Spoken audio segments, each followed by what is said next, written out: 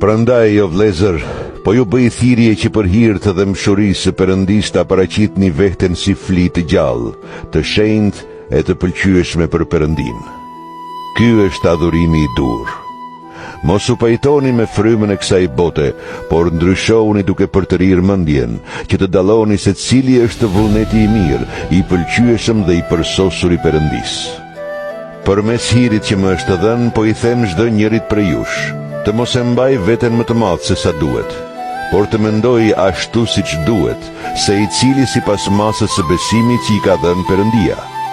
Sikurse një trup ka shumë gjymtyr, por jo të gjitha gjymtyrët kanë të njëjtën detyrë, ashtu edhe ne, që jemi shumë, jemi një trup i vetëm të bashkuar me Krishtin, se i cili gjymtyre tjetrit. Ne kemi dhunti të ndryshme, sipas hirit që na është dhënë. Kush ka dhuratën e profecisë, le të profetizoj sipas masës së besimit. Kush ka dhuntinë e shërbimit, le të shërbej. Kush ka dhuntinë për të mësuar të tjerët, le t'i mësoj ata. Kush ka dhuntinë për të këshilluar të tjerët, le t'i këshilloj ata. Kush ndan të mirat e tij me të tjerët, le ta bëj me thjeshtësi. Kush drejton, le ta bëj këtë me zel. Kush bën vepra bamirësie, le t'i bëj me gëzim.